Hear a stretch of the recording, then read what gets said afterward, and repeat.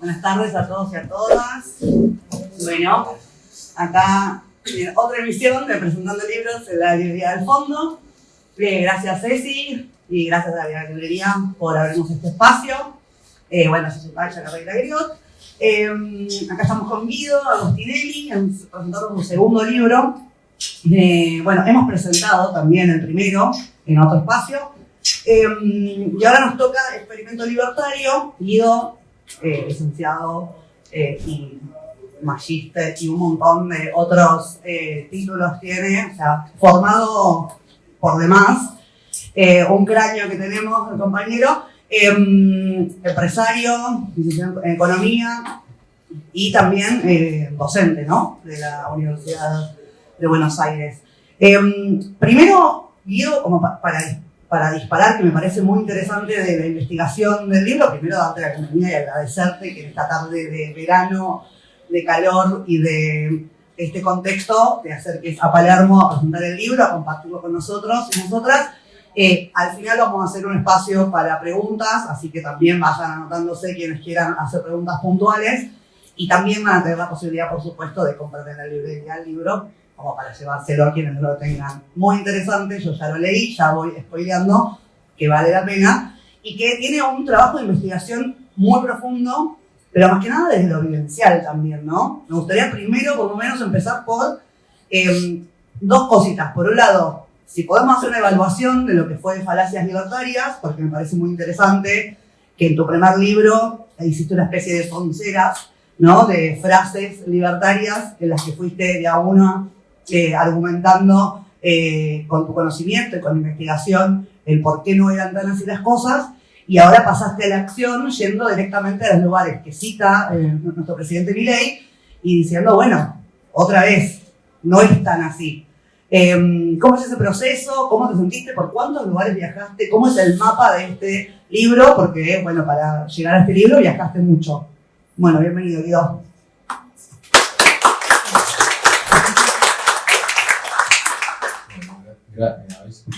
Gracias a todos por venir, muchas gracias Pacha por la invitación.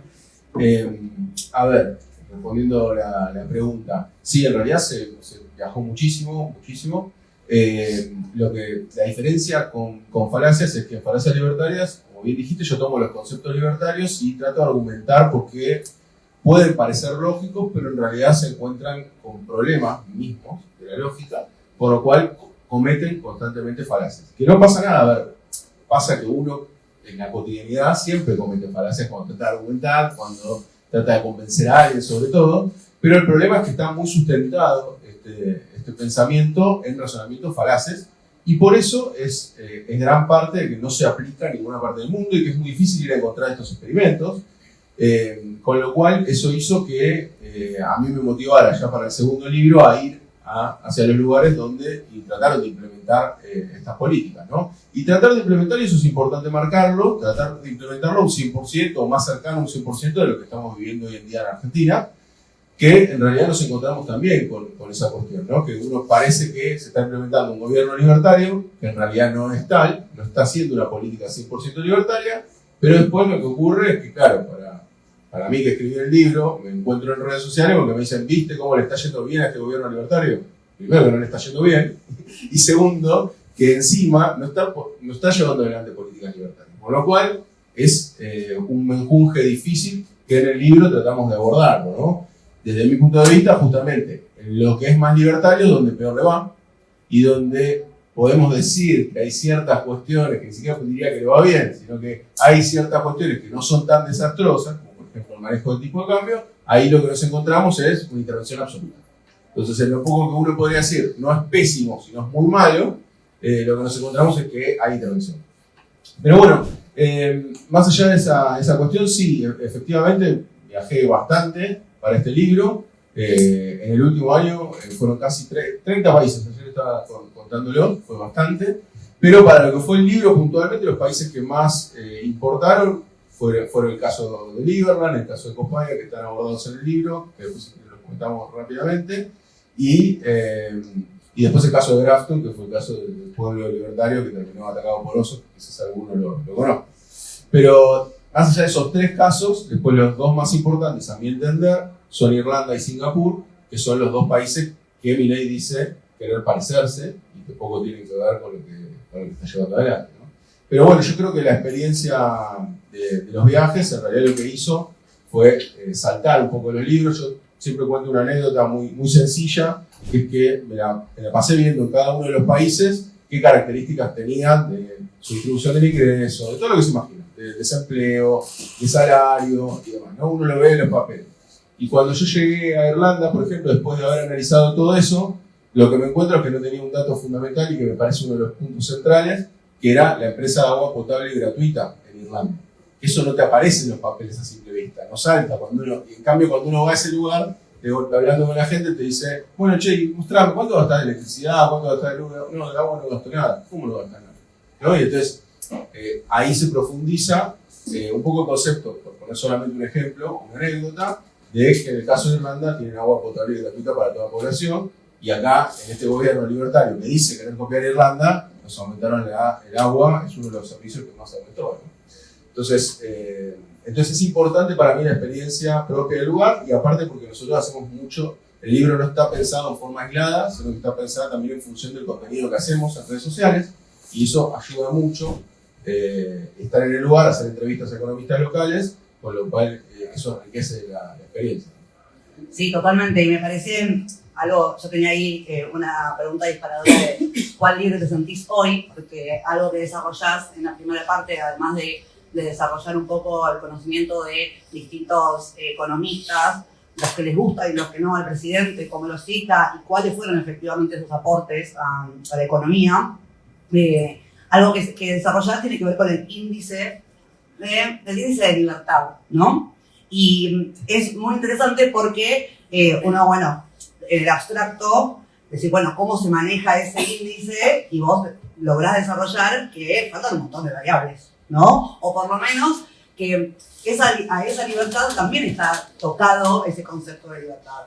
Y que es un poco lo que nos está pasando ahora con la narrativa de la libertad, lo digo quizás en términos no económicos en Argentina, pero que de repente se ven atacados distintos colectivos, y también hay una libertad o un concepto de libertad que tampoco se siente en su pleno ejercicio, ¿no? Entonces, quizás podemos desarrollar un poco, porque me parece que es algo de cuál es nuestro lugar en el ranking de ese lugar de la libertad, cuán lejos estamos de ser libres, y qué pasa con los países que están primeros, y si realmente son tan libres o no de esta intervención del Estado, el libre mercado, etcétera, porque me parece que esa contrastación es interesante para todo lo que nos vienen en redes, en discursos diciendo, y entonces el índice de libertad es un buen disparador para empezar a destruir esas ideas, ¿no? Sí, el índice de libertad económica, ellos se aclaran en decir económica, porque es importante ese punto, porque justamente lo que nos encontramos es que el líder, el número uno, el que lidera el ranking de libertad económica, justamente es Singapur, que tiene hace más de 60 años el mismo gobierno en el poder.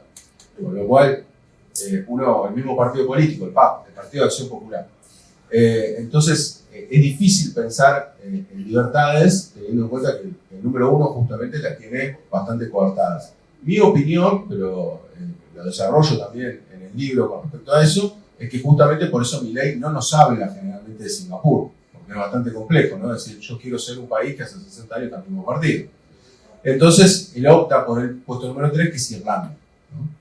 Pero en Singapur sí lo usa en la etapa de su último libro. La parte de arriba sí usa Singapur. De hecho, hicimos un contenido bastante interesante que era ahí mostrar mismo en Singapur esa foto, como estaba, había plena intervención estatal en toda la foto. Una foto intervenida estatalmente completa. Entonces, pero más allá de eso, digo, lo que el índice de libertad económica va a tener en cuenta varias cosas. De hecho, ahí lo profundizo bastante en el libro, pero yo creo que los conceptos básicos son: la forma en que vos subís en ese índice de libertad económica son por cuestiones. Cuando vos desarrollás un índice, primero, ¿cómo se desarrolla un índice bien hecho? Bueno, vos tratás de incorporar elementos objetivos, o lo más objetivos posible, podríamos discutir también eso, pero digo, elementos concretos en los cuales a vos te permiten decir si se da A, B, C, en qué nivel de puntuación vos vas subiendo en ese ranking. Y tienen que ser propios y característicos de lo que vos querés mostrar. ¿no? O sea, yo no les puedo estar ahora hablando de, no sé, ahora me pongo creativo, pero digo, no, se me ocurre el índice de desarrollo humano, ¿no? O sea, naturalmente vos tenés los indicadores en educación, en determinados ámbitos que directamente te van posicionando expectativa de vida, es uno fundamental, ¿no? Es muy concreto, ¿no? ¿Cuántos años vive la gente? Listo, subís, estás abajo. En el caso del índice de libertad económica, lo que hace es tomar cuestiones deseables para todos, para los no libres económicamente como para los libres, que en este caso sería, por ejemplo, funcionamiento de la justicia, percepción de la corrupción.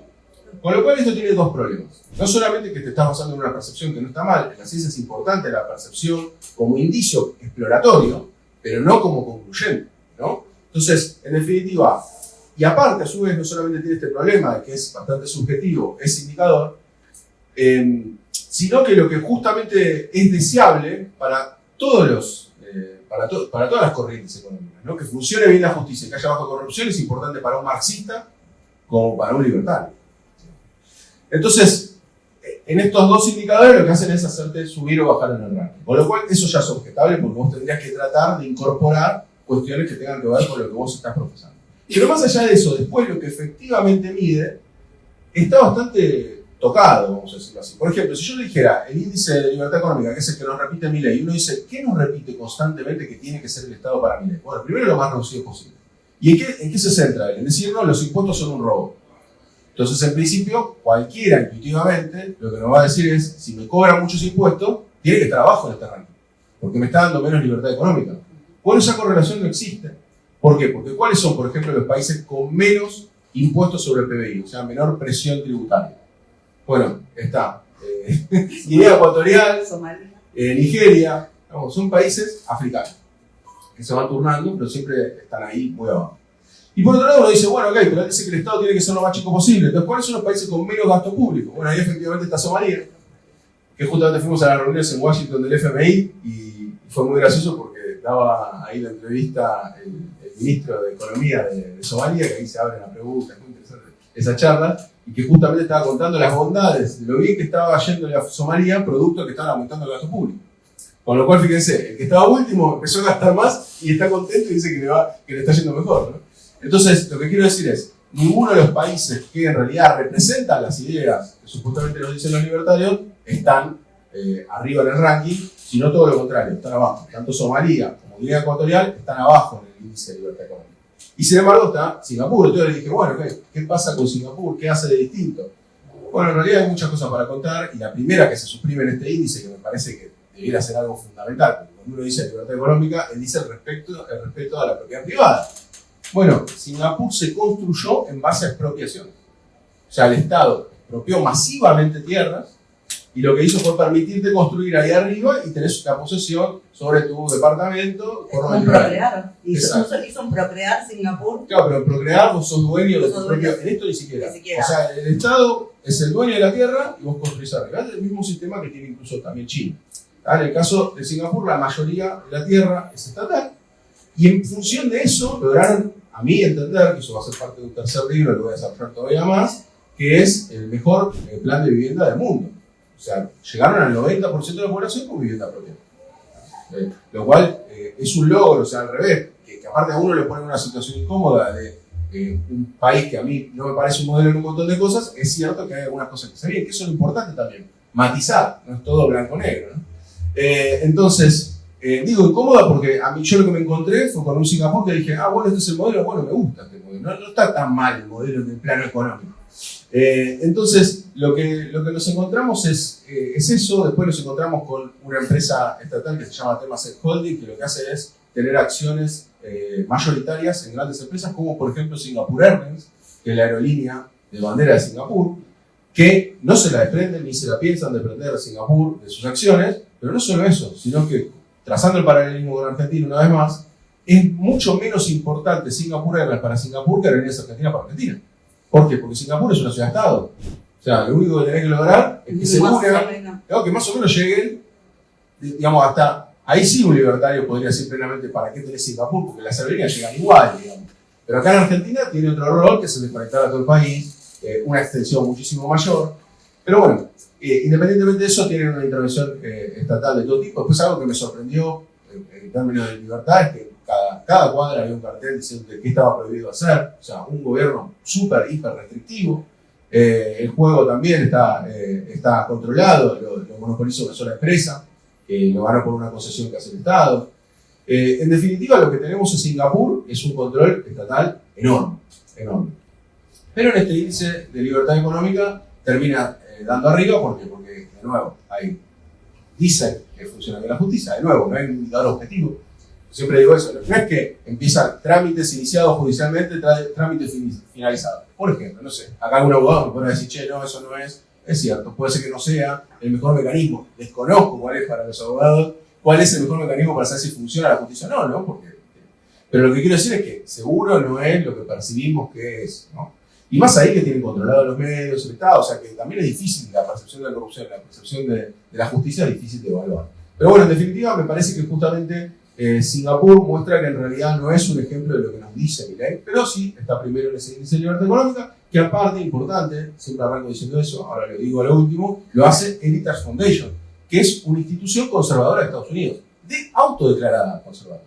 O sea que también eso, ¿no? ¿De quiénes nos hacen los índices? Porque si un índice te lo hace un tipo que ya te dice lo que es, obviamente va buscando. Y después también las fuentes que usa son fuentes privadas, de hecho usa la Cámara, por ejemplo, de Comercio de Estados Unidos, usa un indicador que hace una empresa privada en Bélgica acerca del comercio y demás. O sea que también es muy, muy discutido ese índice y en eso y esto porque a veces parece que me empecino con el índice. No, Milei de hecho ha hecho declaraciones cuando está más o menos lúcido con respecto a lo que quiere en economía, y dice que su objetivo como presidente es crecer en este índice de libertad económica. Y le creo. Creo que es el único objetivo bien claro que tiene Milei, y él lo dice. Queremos, y de hecho un poco la función de lo que está haciendo, porque también lo mide el índice de libertad económica, lo que está haciendo Sturzenegger, de quitar regulaciones, es parte de crecer en ese índice de libertad económica. Ahora en febrero se publica, así que posiblemente hayamos crecido. ¿Cuál es el antecedente? Que bueno, que en Argentina en realidad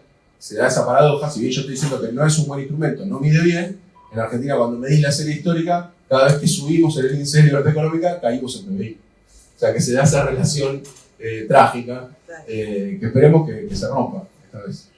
Bueno, hay una figura muy interesante que retomás, que es la del general ANCAP, ¿no? Que es en el 2021, Milei apareció, o antes, disfrazado de un anime, que es del anarcocapitalismo, por supuesto, y hablando de Liberland, ¿no? De hecho, hoy me empezó a seguir un ciudadano de Liberland. ¿Qué es el Liberland?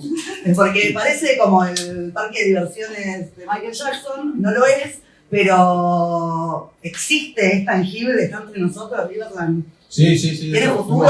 Fuimos hasta ahí. No, futuro no creo que tanto, pero vamos. A ver, esto es importante entender cómo nacen estos países, porque casi todos los países que son no reconocidos nacen por la misma cuestión. Obviamente cuando Croacia y Serbia eran parte de Yugoslavia, los límites no importaban poco y nada. Cuando se da la división entre Serbia y Croacia, lo que ocurre es que Croacia dice que el límite es 1 y Serbia dice que es otro. Entonces, lo que ocurre, bueno, ahí pasa el río, el Danubio. Entonces, lo que ocurre es que uno dice que es el río y otro dice que en realidad no es el río, sino que es un poco más corrido para un lado. Entonces, lo que ocurre es que en esta disputa hay fracciones de tierra que en realidad no las reconoce nadie. Porque, ¿qué pasa? Porque si ese Estado dice, esta tierra es mía, que está justamente pegada al río, lo que ocurre es que está reconociendo que el otro trazó bien los límites. Entonces, ¿cuál es el problema? Ahora, es el problema. Vos ganás esa tierra, pero perdés otras. En el total, perdés más. Entonces, ni Serbia ni Croacia reconocen a ese territorio como propio. Lo cual ya es algo raro. ¿Y qué pasó? Hubo un empresario, justo ahí me preguntaron por eso hoy, me llamó la atención, hay un empresario checo que justamente lo que hizo fue darse cuenta de esta situación, plantó bandera y dijo, este es mi país. Dijo, esto es libre, este es mi país. Entonces, así liso y llano, y claro, es verdad, puso el dedo en la llaga porque nadie le podía decir demasiado, ¿no? Entonces, esto se llama terra nullius, en lo que es el derecho internacional. Bueno, entonces a partir de esto es que arma su propio país, en el cual empieza a decir, ¿por qué me toma? No es que me fui a buscar las cuestiones bizarras, aparte que son bizarras, sino porque es interesante, porque las premisas de esta gente es justamente ser libertario y es arrancar un país de cero. Entonces lo interesante es, ¿qué pasa si agarramos a Milei siendo libertario que puede llevar adelante todo lo que él dice y le damos un país de cero? ¿Qué hace? Bueno, eso es lo que hacen en el libro. Claro. ¿Y qué hacen? Justamente, bueno, cuento algunas cosas que están más desarrolladas en el libro, es que justamente, por ejemplo, no hay una persona, un voto. No hay una democracia. Sino lo que hay es que tus votos son en función de los aportes económicos que vos haces. O sea, que si sos millonario, venís con más plata, tenés más votos que el que no tiene plata. Vamos a decirlo así. Y por otro lado, para no hacerlo tan trágico, y como necesitan que alguien labure, porque es necesario para construir un país que se haga casa, que se haga la sede institucional, que ahora pues se destruye también el gobierno croata, o sea, ellos agarran, construyen algo, vienen los croatas y se lo rompen. Y es verdad, están quejándose ellos porque dicen, che, no es que no es tuyo, ¿no? Y ponen abogados internacionales, ¿no? Imagínense, son millonarios, entonces le tuercen un poco el brazo a Croacia. Pero bueno, en definitiva, lo que tenemos, bueno, es que el trabajo que vos haces también tiene una remuneración en una moneda que ellos llaman, que se llaman méritos. O sea, que ahí la meritocracia es su máxima, en su máxima expresión. O ponés plata o trabajás simplemente. Ahora, cuando yo pregunté, bueno, ¿cuánto vale la hora de trabajo equivalente a la plata que ponés en función de los votos? Nadie te lo sabe, ¿no? Y en algún momento se lo tienen que definir. O sea, fíjense, en algún momento hace falta esa definición entre trabajo y capital y esa equivalencia que está difusa. Y que también quién determina cuánto vale eso, ¿no? Bueno, en definitiva, nada, lo que me encontré fue eso. Me encontré gente, obviamente, que había ido a trabajar, que eso también es lo que en el libro yo eso no lo pongo, porque justamente me limito a lo económico, pero también hay que tener en cuenta el aspecto en el cual hubo gente se me acercó y me dijo, che, me parece que esto es una estafa, que yo me vine acá a laburar 2 meses, estuve laburando, me dicen que tengo unos méritos, pero no sé qué voy a hacer con esto. Y hay que tener en cuenta que está desde el 2015, Liberland, autoproclamada, y que no pasó nada. Yo esperaba encontrar algo más construido y no hay nada. En el momento que yo fui, no, está en un video, lo pueden ver en YouTube, no hay nada, es todo pasto. Hay hospitales. Es muy complejo entrar. Bueno, yo pude entrar, no hay nada, no hay absolutamente nada, es todo un proyecto. El horario vive en otro lado. Tenés que ir a Croacia. Exacto, tienen 2 grandes ciudades, que son las Liber Base, ahí me acordé, no me salía para las bases de libertad. Que una es del lado croata y otra es del lado de Serbia. Del lado croata, yo fui de los 2 lados. Y pude ir gracias a que tenía pasaporte europeo. Si vos vas desde Croacia a Liberland, automáticamente Croacia te dice no podés volver a entrar si vas con el pasaporte argentino. ¿Tá? Te dice no puedes entrar de nuevo a Croacia. Saliste por una vía no reconocida por ellos, no puedes volver a entrar. ¿Tá? Como tenía el pasaporte europeo, me dejaron, porque no me podían expulsar de Europa, al tener el pasaporte europeo, pasé y volví a entrar. Pero si no, no podías hacerlo. Y básicamente cuando yo fui, lo que estaban haciendo era una construcción, y fíjense que la construcción la estaban haciendo de menos de 1,20 m, porque de esa manera, en teoría, no te la podía destruir Croacia. ¿No? Entonces, imagínate, una sede, era la sede institucional, quiere poner su primer sede de gobierno, no podía. Pero bueno, a mí lo que me parece más interesante es cómo ellos ordenan, porque yo no creo que, no sé, nunca se sabe, ¿viste? Ellos están muy metidos en la cuestión de convencer, ¿no? De convencer a Croacia y convencer a Serbia de que lo mejor es que ellos estén ahí, que van a venir capitales, que en realidad va a tener, como tienen que pasar por ambos países, o por uno o por otro, mejor dicho, lo que va a hacer es que va a dinamizar la economía y demás, y están en ese plano de hecho, todas estas denuncias hacia Croacia no están tan expuestas. No es que dicen Croacia es un estado opresor, Croacia es un estado opresor y demás. No, se lo quedan bastante para adentro porque quieren convencer a Croacia y a Serbia de que los acepten. Y obviamente no es reconocido por ningún país del mundo, salvo por otros países no reconocidos. O sea que no. Pero bueno, me parece que es y aparte, lo más interesante, a mi modo de ver también, es que tienen 200.000 solicitudes para poder ser ciudadanos de Liberland. No es un chiste. Tipo de lo que yo entrevisté, venían de Portugal, Italia, Suecia. Iban ahí completamente entusiasmados y enamorados, digo, para que no pensemos que lo que nos pasa a Argentina es algo único, de decir, che, quiero estar en un lugar donde haya un Estado que me oprima. Y encontraron en Liberland esa idea y ese concepto y por eso viajaron acá.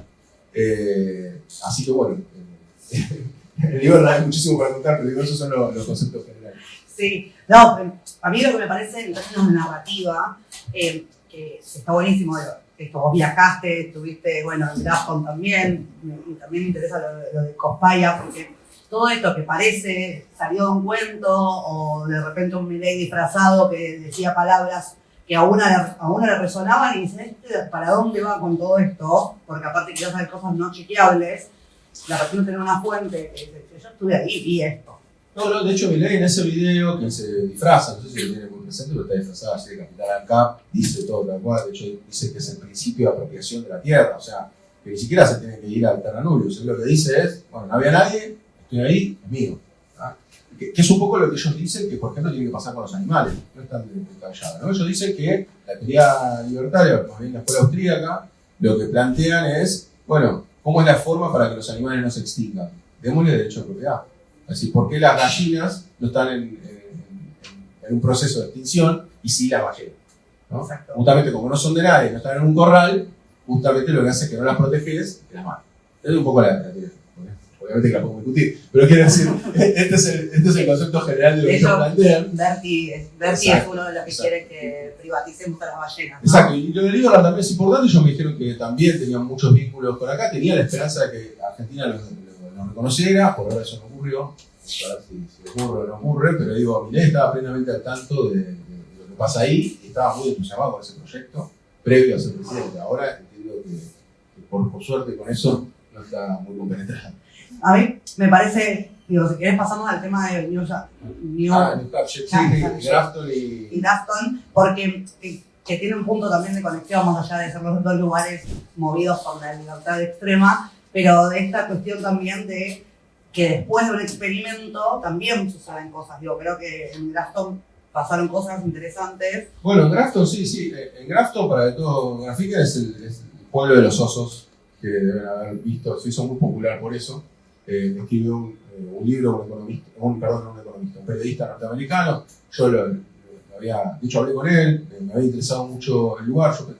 Hay varios Grafton, por eso digo lo de New Hampshire, porque lo destaco, porque es un nombre que usan en distintos estados de Estados Unidos. Lo que ocurrió en Grafton es bastante triste, digamos. Lo que hacen los libertarios en Estados Unidos es estar bien organizados. Son pocos, están muy bien organizados. Entonces, lo que ellos dijeron fue, se agrupaban y se pusieron como una fecha determinada para viajar a Grafton. ¿Y qué pasa? Vivir ahí. ¿Por qué Grafton? Primero, ¿por qué eligen el lugar? Porque justamente era un pueblo más del montón de New Hampshire que no se destacaba por absolutamente nada en particular. Por lo cual eso fue bastante inteligente en la elección del lugar. ¿Por qué pasa? Si vos querés mostrar los éxitos, qué mejor que no sea un lugar exitoso, potente, ¿no? Es decir, bueno, ok, voy a revertir la situación en la que está. Era un pueblo estándar del norte de Estados Unidos, obviamente con mucho frío, zona de osos y demás. Entonces ellos se agruparon y dijeron, bueno, viajamos 100 libertarios todos juntos a este lugar. Y vamos a tomar decisiones sobre lo que se hace acá. Al estilo, porque las elecciones son al estilo, para graficarlo, siempre digo, al estilo de Simpson, ¿no? Que levantan la mano en la asamblea y con 100, si bien son más habitantes, son más de 1000 habitantes, los que participan generalmente están entre 100 y pico, 200. Entonces con 100 te va muy bien para tomar las decisiones de lo que tiene que hacer el pueblo. Entonces se deciden mover hacia allá. Y bueno, empiezan a comprar las propiedades, bueno, empiezan a poner todos como sociedades anónimas y demás, y entonces empiezan a hacerse de todas estas casas para poder vivir y para poder votar.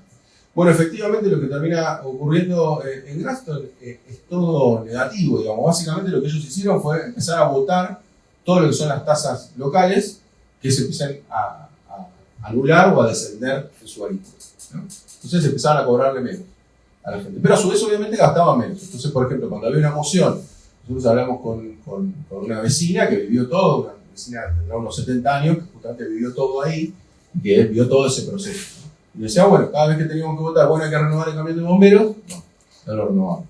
Bueno, hay que poner más seguridad, no. Entonces, ¿qué pasó? Bueno, ocurrieron homicidios, subió el índice de homicidios en la zona, que no había ocurrido hace muchísimo tiempo, y quedó como lo más gráfico que se recibió el primer ataque de osos en Arios. O sea, una persona entró a su casa un día y tenía un oso adentro, y la atacó a la persona. ¿Y esto por qué se generó? Bueno, porque no estaban poniéndose de acuerdo con la recolección de basura. O sea, al no haber la recolección de basura necesaria para que justamente la basura no atraiga a los osos, lo que ocurrió es que los osos empezaron a animarse, empezaron a acercar. Pero ya solía ocurrir de que aparecían osos, ¿no? Pero, claro, evidentemente se empezaron a animar hasta que finalmente derivó en un ataque de un oso hacia una persona.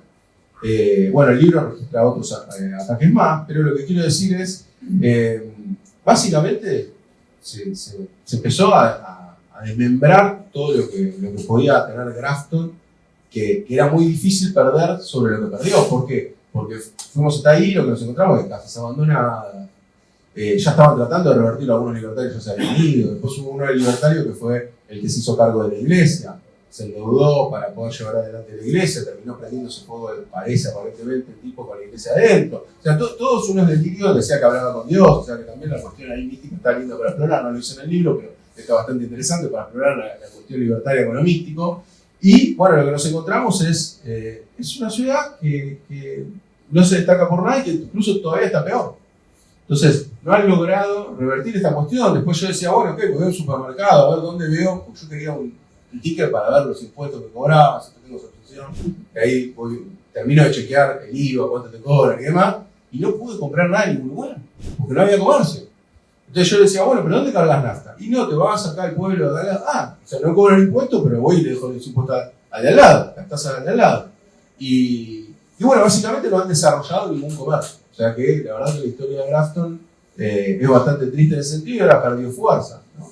E incluso nosotros fuimos a la reunión de libertarios de ese estado y lo que más me llamaba la atención, yo decía, bueno, el experimento de Grafton, ¿qué opinan? ¿Qué piensan? Yo para que lo defiendan ellos, para que digan, no, ahora vamos por adelante. Lo que me dicen es, no sabemos de qué me estás hablando, no sé qué es Grafton, cual también es muy llamativo. Y bueno, ellos al revés, ahora lo que están planificando es moverse todos a este estado de New Hampshire para tratar de incidir en el estatal. Por eso uno Freetown Project, que es el de Grafton, o sea, la ciudad libertaria, y ahora quieren hacer un estado libertario. En donde más adeptos tienen, por ejemplo, donde más gente tienen armada, ¿no? Porque también eso hay un vínculo muy grande con la gente armada. Y bueno, y toda la caracterización de los libertarios fue bastante, lo pongo en el libro, pero fue bastante interesante en el sentido de, decía, no, hay gente que se encerraba en su casa, gente armada, nosotros acá vivíamos bueno, las propiedades obviamente cayeron en su precio, o sea que también terminaron afectando a la propiedad privada, ¿no? O sea, esta señora que vivió ahí toda su familia, toda su vida ahí, bueno, ahora las propiedades cuestan menos que antes, a partir de la irrupción de los libertarios. Eso es un poco también lo que yo creo que trasciende todo el libro, o sea, cuando uno lee el libro lo ve, que en realidad si uno lleva adelante la postura libertaria, lo que hace es justamente lo contrario a lo que profesa. O sea, hay gran destrucción de capital. De hecho, lo que tuvimos en Argentina, con todos los asteriscos que podamos decir, las salvedades que podamos decir, justamente lo que vemos es que hubo una destrucción de capital en Argentina. Si cae el PBI, hay destrucción de capital. Y eso es lo que se presenta en los experimentos que vimos. Y por último, bueno, de Cospaya, porque no quiero dejar de decirte, Cospaya me pareció interesante porque fue justamente el ejemplo que me decían los libertarios en Estados Unidos. O sea, no, nosotros seguimos el modelo de Cospaya. Y yo nunca había escuchado en mi vida sobre Cospaya. De hecho, bueno, me formé en una escuela italiana. De hecho, le pregunté a todos mis amigos italianos y nadie sabía. Yo decía, che, y aparte los italianos suelen ser muy formados en la historia. Me llamó mucho la atención. Entonces, justamente lo que me fui hasta allá, hablé con la gente de allá, igual ya había investigado obviamente bastante. Y ahí fue la primera vez en toda la investigación del libro que dije, che, acá tuvieron razón los libertarios, porque les fue bien. Duraron 4 siglos. Yo dije, che, me encontraron. Ahora entiendo por qué eligen este lugar. Evidentemente han tenido éxito. Y efectivamente, cuando voy allá, veo qué fue lo que pasó. Lo que me encuentro es que evidentemente no habían conformado un gobierno, sino que eran las mismas familias que lo administraban. Pero, claro, no usaban los servicios de salud, se iban al pueblo de al lado, no lo mismo, o sea, se van basando en lo que encuentran al lado. Y lo más importante no es eso sería un detalle, porque ocurre en algunos países que usan más los servicios del país de al lado, no sería dentro y fuera del libertarianismo, sino que lo más interesante es que ellos, después de que se descubrió América, justamente fueron a plantar tabaco. Y a partir de que el tabaco estaba prohibido en toda la región de Italia, o sea, tanto en la parte de la iglesia, ¿no? Era como una droga prohibida actual, justamente lo que hacían era que se llamaba el país de los contrabandistas. Entonces iban todos los contrabandistas del mundo a comprar tabaco ahí. Entonces esta prosperidad de la compra de tabaco hizo que se subsistiera Cospaya por un tiempo, pero después lo más gracioso, si podemos decirlo así, es que justamente termina siendo comprada por el Estado de la Iglesia por una moneda de plata cada una de las principales familias del país. O sea que, digamos, era virtuoso, pero terminó vendiéndose por una moneda de plata que incluso ellos mismos dicen que es simbólico, ¿no? Como un acto de... Y también Cospaya nació a través de un error cartográfico, parecido al Líbano. O sea, no tuvieron en cuenta un río, hicieron un corto de un río, estaba el estado de Florencia, el estado de Papal, y se encontraron una franja donde nadie se hacía cargo. Bueno, y ahora vamos a volver un poco a Argentina, porque también estoy viajando por nuestro querido país, y me imagino que todo esto que estuviste viendo en el extranjero lo pudiste ver en las intendencias libertarias, porque no sé si sabían que el experimento libertario que tenemos, de la Libertad Avanza, tiene 3 intendencias en nuestro país. Y bueno, Guido pudo viajar a entrevistarse con sus intendentes, a ver cómo es su gobierno también, gobiernos locales, que quizás es distinto a un gobierno nacional que tiene otro tipo de herramientas, instituciones que coordinar, ¿no? El gobierno de cercanía tiene quizás un impacto mucho más cercano en cosas para resolver y para trabajar también. Y me imagino que habrán tomado Grafton, Cofaya, que bajaron los impuestos, que el libre mercado ahí se está instalando como loco. Me gustaría que lo cuentes vos, que lo viviste en primera persona, por supuesto. Sí, primero me llamó mucho la atención porque Milei en su discurso del 1 de marzo dice que él no tiene ninguna gobernación ni ninguna intendencia. Con lo cual, en principio yo dije, che, no puede ser, porque hubo 3 intendencias con el sello de la Libertad Avanza. O sea, no estoy diciendo que fue uno que ganó con un sello vecinal y después dijo, no, sello de la Libertad Avanza, ganaron 3 municipios, 2 en Córdoba y 1 en Chubut. Viajamos a los 2 de Córdoba y justamente hablamos con los intendentes. Esto fue en el mes de mayo, abril, si no me equivoco, abril, ¿sí? Digo porque también hago el recorte hasta donde llegué yo, ¿no? Y lo que nos encontré, las 2 intendencias con las que conversamos con los intendentes, los 2 tenían algo en común, que habían aumentado los empleados públicos de la intendencia y les habían aumentado los salarios. Con lo cual digo, de hecho me cayeron muy bien los intendentes, tengo que decir. O sea, me pareció bien lo que estaban haciendo, porque realmente, ahora creo que en el libro lo pongo, creo, pero bueno, había pasado de que ganaban 300.000 pesos. Yo dije, che, pasando de 300.000 a 500.000, yo te felicito, ¿no? Porque por lo menos había cambiado un poco la situación en ese sentido. Y tenían una mezcla en la cabeza. Están las 2 entrevistas subidas en YouTube, son súper interesantes para mí, se las recomiendo para que vean el matete que tienen ahí en la cabeza. Bueno, uno tenía un cuadro de Menem, ahí justamente decía, y se quejaba de que no llegaba al tren a su pueblo. Entonces era todo una cuestión bastante llamativa. Y bueno, me parece que las intendencias efectivamente responden más a, obviamente, y esto ocurre en cualquier lugar, a liderazgos locales, y que realmente me parecieron los 2 también personas súper comprometidas, que trabajaban a dolores para su lugar y demás, pero que bueno, se encontraron en algún punto aislados por los partidos tradicionales, y generalmente también aducen a eso, que creo que hay mucho de ese voto también a Milei, en que bueno, me convencieron los pibes, los hijos, de que vaya y se presente con el sello de la Libertad Avanza, y efectivamente así lo hicieron, y así le fue bien, y evidentemente también están haciendo aparentemente una buena gestión, la gente está muy contenta con eso, pero bueno, en pos de pedir también muchos recursos de la coparticipación que pedían, todo un mar de contradicciones, imagínense, por eso les digo, les sugiero que vean la entrevista, porque piden obra pública. Piden obra pública, pero se la piden al gobernador, ¿no? Lógicamente. Entonces dicen, no, bueno, ¿pero qué opinas de la gobernación? No, muy buena gestión, o sea, estaban bastante alineados con la gestión de Córdoba. Pero bueno, obviamente, cuando uno dice, y esto es un poco lo que a mí me sirvió un poco para tratar de cerrar un poco todo el discurso general de la libertad, cuando dice, bueno, ¿en qué estás de acuerdo? Bueno, que estoy harto del robo, ¿no? Y la obra pública, bueno, hay uno que lo tengo que volver a contactar porque me dijo, no, la obra pública por este primer año. Después ya, el segundo año ya vamos a retomar la obra pública. Mirá si Milei va a cortar la obra pública de toda su gestión. Por eso digo, había un desorden para mí en las ideas importante, pero se sentía muy identificado con esta cuestión de, bueno, no queremos más corrupción, no queremos más, un poco por lo que me parece que fue el gran motivo de esta percepción de la corrupción y demás, y no querían más lo tradicional. Eso es básicamente lo que ellos lograron captar desde el sello de la Libertad Avanza. Y también, aparte de eso, fui a Los Chañaritos, que Los Chañaritos es un pueblo de Córdoba que fue donde mayor porcentaje de votos sacó Milei. Sacó 91% de los votos. Porque básicamente caminaban, 9 personas de cada 10 habían votado a Milei. Que no, es una población muy chiquita, son 1.000 habitantes aproximadamente. Sí, claro, pero me pareció sí, exacto, no tuvo incidencia a nivel nacional. Pero quiero decir, evidentemente, a mí me gustan esos casos, porque evidentemente está bueno estudiar qué fue lo que pasó, y esto es un buen mensaje para dar también, para que tengamos todos plena conciencia de esto. Yo dije, ¿qué pasó? Acá algo raro pasó. Estaba seguro cuando fui y efectivamente lo encontré. Y cuando digo, che, ¿qué pasó? Hablo con la gente y demás. Y dice, no, pero ¿con quién hablaste? ¿Con quién hablaste? ¿Dónde te informaste? Primero me remitía mucho y me llamó mucho la atención al caso de la nena asesinada acá en la provincia de Buenos Aires como un desencadenante, ¿no? Porque decían, no, el tema de la inseguridad. Decían, pero acá tienen inseguridad. No, pero lo que ocurrió con la nena en la provincia de Buenos Aires antes de la elección lo tomaron como determinante. O sea que tenía una visión del país en general. Pero más allá de eso, lo que me llamó mucho la atención es que todos hacían referencia al carnicero del lugar. Entonces fui y hablé, hicimos una entrevista larga al carnicero con Bardán Bleian, que es un periodista de Página 12.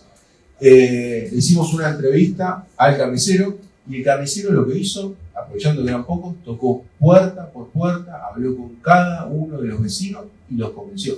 Dijo, este es el cambio. El tipo dijo, yo cuando arranqué no estaba ni muy convencido, de nuevo le caía bien Schiaretti y todo, y de golpe dijo, yo voy con Milei. Y agarró, tocó puerta por puerta, convenció a todos y sacaron el 91% del crimen. O sea, lo que quiero decir es que la tarea militante funciona, para un lado para el otro, funciona. Porque esa fue la forma. ¿Y le va bien al carnicero? No, cuando yo estaba ahí, ya él decía que de vender tres vacas por semana, creo que era por semana, no quiero equivocar, perdón, de vender 5 a vender 3. Me dijo, bueno, pero estamos recuperando, ¿no? Yo estoy de 3,5. Bueno, hay que ver cómo hasta ahora, pues de nuevo, yo fui en abril, así que espero que le haya ido un poco mejor. Ahora aumentan los precios, Claro. pero bueno, Por eso. no, ellos estaban, obviamente, imagínense eso, yo no quiero ser redundante porque prenden cualquier medio de comunicación, prenden La Nación Más y lo ven todo el día, estaban repitiendo un poco todo lo mismo, que ya sabemos que repiten y demás, pero es bastante interesante. A mí yo destaco eso, ¿no? La tarea del militante del carnicero, que bueno, que no se encontró tampoco oposición en ese sentido, porque también, porque che, no hay nadie que haya militado al otro, no. Una tierra medio grande. Y de hecho muchos se identificaban con el radicalismo, el lugar, que bueno, lo logró revertir en base a militancia. Bueno, ahí está, bueno, un convencido vale más que un montón de pauta y de redes también, muchas veces también. Bueno, la última parte del libro, y que me pareció también muy, muy importante, porque también ahí te encargas de desterrar después algunos mitos, ¿no? El déficit cero, si es bueno o es malo. Digo, me parece que si hay un hilo conductor en ambos libros, pero puntualmente en este, tiene que ver con las variables que se toman, ¿no? Y a qué afectan, porque si hablamos de números, digo, bueno, vos sos economista, te llevarás bien por eso, pero quienes no, quienes trabajamos en la parte más de con seres humanos, vos también trabajas con seres humanos, no, pero que todos esos números son personas. Entonces, si esos números cierran, digo, hay un filósofo que dijo que los números tienen que ser para la gente adentro, pero digo, si esos números cierran, pero después la pobreza aumenta, la canasta básica sube, los jubilados no tienen el pan y entonces tienen que pedirle a los hijos que ahí empieza a haber otros números que quizás no los muestran, pero que son los que no llegan, ¿no? Entonces, hablar de déficit cero, de la emisión monetaria y de inflación, creo que, bueno, eso, de la carga impositiva, que supuestamente en Argentina es altísima, y hablar, bueno, esta cuestión de la Research School of International Taxation me pareció muy interesante. Bueno, hablar del comercio exterior, también de todo lo que es el mundo del trabajo, ¿no? Y también de la distribución del ingreso. Haces varios análisis sobre eso, sobre esto, variables, que me parece que es lo que muchas veces, si miramos redes, si miramos discursos, nos quedamos solo en algunos numeritos, nos vamos a quedar cortos en el análisis y creo que siempre lo importante es ir un paso más allá. Creo que con el libro vos conseguís eso, que es, bueno, no nos quedemos con la narrativa, ¿no? Nos están vendiendo narrativa, o por lo menos es lo que yo llevo a dilucidar. Nos venden narrativa, nos venden marketing político, nos venden gritos, y esto va a ser así, si no aprendan a correr y tiemblan. Y cuando empezamos a desgranar un poco, che, el déficit cero, bueno, depende cuándo, miremos otros países también, porque nos comparan solo con algunos. No sé si tenés ganas de tener alguna... Sí, lo del déficit lo que hay que tener en cuenta, tratando obviamente yo mismo de no hacer ninguna falacia, que en este caso sería falacia populum, es decir, que le gusta a Milei, se dicho sea de paso la nombra, que más del 80% de los países del mundo tienen déficit fiscal. O sea, primero hay que entender que no es la norma del superávit fiscal, Es una herramienta. Es la excepción. El déficit fiscal efectivamente funciona como una herramienta. Es cierto que el déficit fiscal per se no es algo deseable. Vos no es que agarrás una gestión de un determinado país y decís, quiero déficit fiscal. Eso no ocurre. Lo que ocurre es que vos podés tener intereses, por ejemplo, en reactivar una determinada economía y entras en déficit provisorios, que es lo que llama Keynes, que son déficits provisorios y no crónicos. De hecho, Estados Unidos tiene déficit fiscal desde el año 2000 en forma constante, con lo cual Keynes diría, esto no es lo que yo dije, ¿no? Porque si lo tenés en el 2000, él dice, justamente, el efecto es que yo entro en déficit fiscal para poder reactivar la economía y Keynes mismo, esto lo estoy recitando Keynes, no estoy diciendo otra cosa más que eso. En realidad lo que vos tenés que hacer es estimular el gasto cuando la rueda empieza a correr o se empieza a acelerar, sobre todo lo que más interesaba al mercado de trabajo a Keynes, que es el foco central, su objetivo era el pleno empleo. Entonces vos lo que haces es, una vez que empieza a correr esa rueda, frenás el gasto porque no hace falta. Porque, de hecho, él habla de que la inflación se puede dar por un exceso de demanda en el cual vos recalentás la economía. Lo que pasa, vos seguís empujando esa rueda, bueno, puede generar un proceso inflacionario. Entonces, entender esto es, a ver, si Milei no hubiese hecho el ajuste que hizo y hubiese entendido que quizás no tendría que haber hecho un ajuste tan fuerte, seguramente nos hubiese ido un poco mejor como país, ¿no? Él lo que dijo fue, bueno, yo voy a llegar a superar. Y lo cual, acá también, y este es el último videito que sacamos en redes sociales que me parece interesante, salieron justamente a decir todo el tiempo, o sea, yo casi les pregunto a todos me van a decir, Milei dice que hay superávit, estamos de acuerdo, ¿no? Pero también voy a irles un poquito para atrás, ¿de cuánto era el déficit con Alberto Fernández? Yo les pregunto, no sé si alguno se acordará, pero seguramente alguno va a decir 15 puntos. Les sonaba decir, el déficit fiscal de Argentina de 15 puntos, ¿verdad? Bueno, si usamos la medida de los 15 puntos, que es el déficit fiscal consolidado, que de hecho lo mide hasta el FMI, Argentina todavía tiene déficit de 3.4 puntos. O sea, cuando vos incorporás todo lo que él dice, no me quiero meter en cuestiones técnicas de cuasi fiscal, pero lo que quiero decir es, si vos tomás la premisa de los 15 puntos de déficit fiscal, que fue lo que nos repitió Milei toda la campaña, Argentina tiene 3.4 de déficit fiscal. O sea que no es cierto. Eso porque, bueno, ahí vos computás los intereses que eso no lo hace Caputo, los intereses de lo que son las letras que va emitiendo el Banco Central. Entonces, si vos contabilizás todo, todavía Argentina está en déficit. Con lo cual, bueno, igual, hubo una caída de un 15 a un 3. O sea que estamos hablando de un ajuste fenomenal.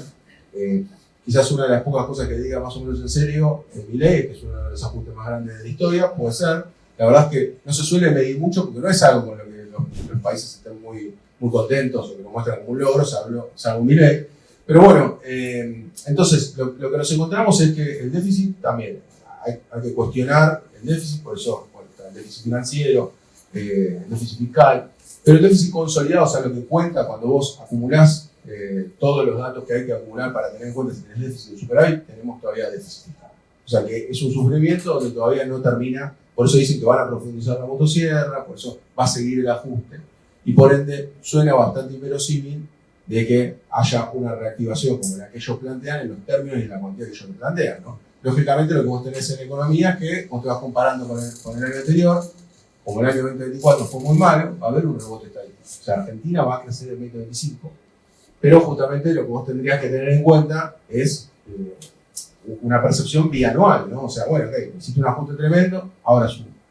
Yo me acuerdo que incluso cuando hemos hecho posteos donde se veía la etapa de crecimiento constante del 2003 vamos a decirlo hasta el 2011, que ahí se da, 2010, se da prácticamente un crecimiento constante, y ahí los libertarios nos decían, bueno, dejá que ya se cae, ¿no? Y ya era muchísimo tiempo, ¿no? Y ahora parece que festejan ya un trimestre de que me va bien. O sea, la percepción, y también lo que hacían mucho era, no estás descontando el crecimiento poblacional. No, Argentina más o menos cuando uno agarra la media histórica crece al 1% la población anual, en promedio.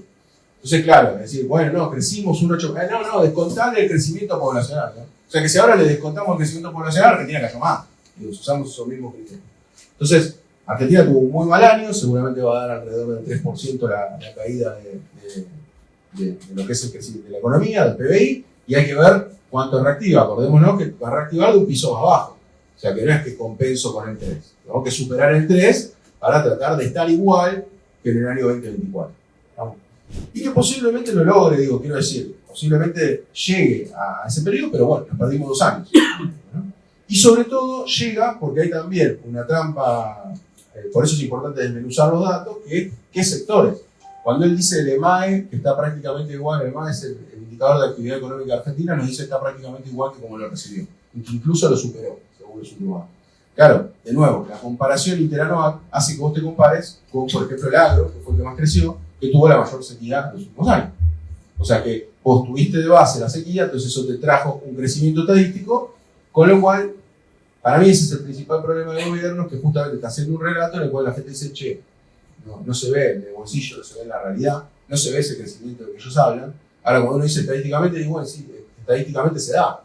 El problema es que no se percibe, porque cuando vos desmenuzás ahí cómo funciona la industria, caída estrepitosa, ¿no?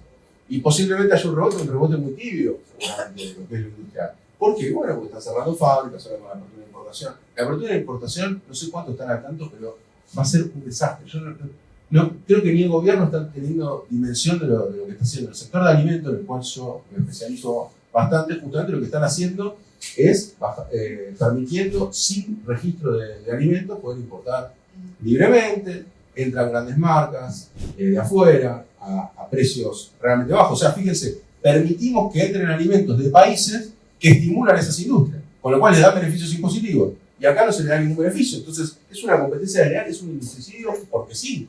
Porque, en última instancia, que es lo que plantean los libertarios, sería más coherente lo que ellos dicen de, bueno, ok, bajemos los impuestos. Ok, abrí cuando bajen los impuestos.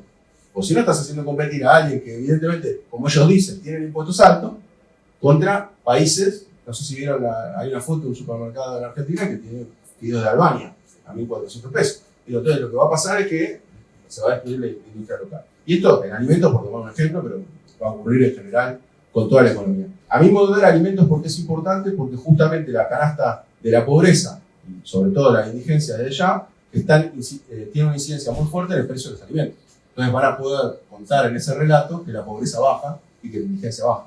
¿Por qué? Porque si yo lo que hago es liberar el comercio de alimentos, e incluso destruyendo la industria alimenticia argentina, si entran alimentos de afuera, yo te voy a poder decir la pobreza está bajando, ¿tá? La indigencia desde ya va a bajar más abruptamente porque está medida en función de la canasta alimentaria, ¿no? Entonces, para mí está pensado a conciencia ese sector, la apertura de ese sector puntualmente. Y bueno, con respecto a, bueno, mencionaste muchos temas, pero digo, el mercado laboral también ha estado muy golpeado y se dice poco. O sea, pasamos de un 5,7% a un 6,9% de desempleo. Y tengamos en cuenta, de nuevo, hay que desmenuzar los datos. Porque ahí lo que tenemos es un crecimiento de los monotributistas o autónomos, con lo cual hace que, lógicamente, piénsese cada uno, si se queda sin trabajo mañana, ¿qué es lo que haces? Bueno, lo más probable es que te anotes en Uber o te anotes en Rappi y empieces a hacer ese tipo de trabajo. Entonces, para las cuentas nacionales, vos no sos un desempleado, pero en realidad tenés condiciones muy inferiores a tener un trabajo estable, como vacaciones pagas y demás. Entonces, cuentan con esa cuestión que hay que analizarla. De hecho, lo que es la demanda laboral ha crecido. O sea que también los que tienen trabajo buscan un segundo trabajo. Deben tener todos a un conocido, ustedes mismos, que están buscando, por ejemplo, lo que es el periodismo. Yo que ahora circulo bastante por los medios, me encuentro con eso. Tienen 2, 3, 4 trabajos. El pluriempleo, ¿no? Porque no alcanza. Entonces, esto claramente no habla, y esto es lo que no capta las estadísticas. Ese tipo es un tipo ocupado, pero en realidad justamente no le está alcanzando para vivir. Así que, digamos, y yo creo que Milei hace un bastante foco en lo que son los datos en función de esto. O sea, por eso insisto que para mí la elección del sector alimenticio es clave para ellos poder seguir diciendo que baja la pobreza y que claramente hace falta caminar un poco la calle como para darse cuenta. Incluso esto ha permeado muchos periodistas que él consideraría absurdos, vamos a decirlo así, en el cual están replicando esto de que no, hay una baja consistente, ya estamos debajo de... Bueno, hay que analizar ese dato. Y también otra cuestión que hay que tener en cuenta es que cuando uno hace un ajuste muy brusco, uno mide de punta a punta, pero se olvida lo que pasó en el medio. Supongamos que yo les digo, le saco el 20% de su salario, pero a fin de año les digo que el salario va a estar igual que a comienzo de año. Che, pero sacaste el 20% de salario. O sea, cuando me sacaste el 20% de salario, usé la tarjeta de crédito, le pedí un familiar. Por eso, en economía, solemos medir lo que son los indicadores en términos acumulados. Che, ¿cuál fue lo que fue producto del salario durante todo el año? No me cuentes de punta a punta, porque si en el medio yo me tuve que endeudar, eso no lo registramos. O sea, no tenemos un registro de todo lo que se perdió hacia atrás cuando decimos ahora el salario recuperó de punta a punta, lo cual también es discutible. Ahí no están los estatales quedan muy rezagados. Pero bueno, y aparte, el salario privado justamente se recupera de la mano de los sindicatos. Justamente es contra lo que quiere el gobierno. ¿Y qué piensan luego en términos de paritarias? Claro, viene un ajuste fenomenal en diciembre, enero, recompusieron más tarde, entonces el salario se recompone. El salario está creciendo. Claro, efectivamente, los sindicatos lograron ajustes más tarde, pero en realidad cuando vos sacás el anual, perdiste. Claro, totalmente. Bueno, no sé si quieren que empecemos con alguna pregunta. ¿Hay alguna allá? Yo me estaba acordando de una de las primeras críticas que se le hizo al gobierno cuando se planteaba esto de la sierra eléctrica como gran solución, ¿no? Que iba a serruchar por todos lados, presupuesto de acá, de allá, bueno, finalmente fue tan bestial como lo prometió. Una de las críticas que se escuchaban era que ni aún podando lo que pensaba podar iba a lograr el objetivo del déficit cero. Digamos, el tipo está orgulloso, ¿no? de esto, de lo que está consiguiendo, porque evidentemente no hay nada del otro lado que ponga resistencia, o no la ponga resistencia se ríe, digamos. Entonces, hay como yo lo que veía era que había como un desajuste entre aquella premonición, ¿no? De que no iba a poder conseguir bajar el déficit, algo que está consiguiendo, por lo menos después de tanto desastre, por lo menos tiene que mostrar algo a favor, sumado al equilibrio, al equilibrio de los precios. ¿Cuál es tu evaluación sobre? ¿Me equivoco o estaba muy extendida esa idea? No, había un informe hecho en Falacia, lo tomamos. Poder, ¿no? Sí, primero que bueno, ahí yo lo he dicho mucho en campaña porque estaba bastante subestimado. Ahí lo que uno tiene que entender, y por eso yo pienso que es el punto clave y no lo mencioné, es que cuando uno lo agarra al gasto público, lo baja un Excel, que es la gran parte del gasto público, son jubilaciones y pensiones. Entonces ahí está el punto. Entonces, si vos me decís rápido, sin intención, de nuevo, de los números, sin pensar que son personas, me decís, che, quiero solucionar este Excel, quiero que me dé cero, lo primero que te diría es, che, a estos hay que ver la manera de congelar. Entonces eso fue efectivamente lo que ocurrió. Las jubilaciones mínimas han perdido frente a la inflación fuerte, de nuevo, frente a una inflación que a su vez tiene una canasta envejecida, con lo cual es una canasta que tampoco refleja al 100% la realidad de hoy. Digo, y esto también a veces me lo dicen, me dicen, no, bueno, y ahora decís que la canasta está envejecida. No, primero la canasta estuvo envejecida de hace rato, está claro, pero a lo que voy es que ahora es importante lo de la canasta envejecida porque en realidad tenés un aumento de servicios, el promedio del aumento de los servicios es del 500%. Entonces agarras luz, agua, bueno, transporte, combustible incluso. Lo que nos encontramos son con eso. Y vos decís, che, ¿cómo puede ser que estemos ahora con una inflación del 2% mensual, 2 y pico por ciento mensual? ¿Cuál es el desfasaje? Bueno, ¿cómo se mide? Pero lo que digo, sí, efectivamente, ¿qué era lo que pasaba? Las evaluaciones que se hacían previo a la llegada de Milei decían hay una imposibilidad de recorte del gasto público de este tipo. ¿Por qué? Bueno, porque hay dificultades para poder hacer esos recortes sobre los ministerios, Pero en realidad, desde mi punto de vista, lo que no se consideró en esas evaluaciones es el gran efecto inflacionario de los primeros meses y de cómo podías no ajustar las jubilaciones en función de eso. Entonces, cuando todos los centros que CEPAS 1, hay varios centros que miden, y ARAF también mide la cuestión de los impuestos, justamente lo que uno encuentra es que incluso cayéndose la recaudación, o sea que en ese Excel, lo que marcaba mucho Keynes, y también lo retomo una vez más, es, ojo, que se te cae la recaudación. Bueno, este gobierno estuvo más preparado de lo que uno se pensaba en ese sentido, sobre todo Caputo, y entonces incluso tuvieron superávit fiscal teniendo una caída de la recaudación. Para eso les ayudó también mucho a ver, ya nos olvidamos, parece parte del pasado, pero lo que es parte del pasado ya, pero nos queda adentro, que es la cuestión de la recomposición de la reinserción de ganancias, y lo que les sirvió en ese bypass, vamos a decirlo así, el impuesto país, porque lo han aumentado para después sacarlo. Entonces, me parece que en términos de recaudación, justamente han logrado que la caída no sea tan grave como la que uno se hubiese esperado, pero efectivamente, no, la imposibilidad fue un mal diagnóstico que se hizo. La imposibilidad es que no se podía bajar el gasto público. Porque para mí lo central estuvo tanto en las jubilaciones, bueno, para mí no, lo que marcan los números en las jubilaciones y lo que son las transferencias de las provincias. Claro, nadie se iba a imaginar que alguien podía gobernar atosigando como atosigó a la provincia. Y sin embargo, las provincias no se retomaron, ¿no? O sea que no hay solamente una insuficiencia de, vamos a decirlo así, de oposición política fuerte, que siempre ocurre. Con el macrismo ocurrió lo mismo en los primeros 2 años. De hecho, ya que hablamos de pobreza y la caída de pobreza, el otro día estaba viendo los registros de pobreza de Macri y los primeros 2 años cayeron. O sea, cayó la pobreza con Macri los primeros 2 años.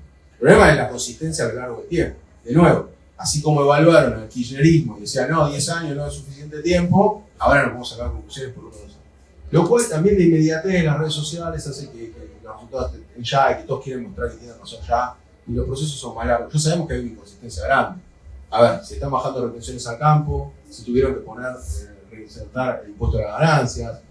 Justamente está hablando de que hay inconsistencias que cada vez están más manifiestas, que necesitan que se liquiden dólares y que el problema central es que la falta de dólares sigue existiendo y si no, no tendríamos que estar recurriendo al FMI como se va a recurrir. Entonces, los problemas de fondo de la Argentina no se han resuelto, sino que al revés se han agravado y sin lugar a dudas esto va a terminar mal. Esa es la parte triste de todo esto, ¿no? Va a terminar mal. Yo siempre digo, eso puede generarme alguna crítica, que ojalá que Milei se aleje más de sus conceptos libertarios y que adopte más medidas de las cuales se vea forzado a intervenir con el Estado.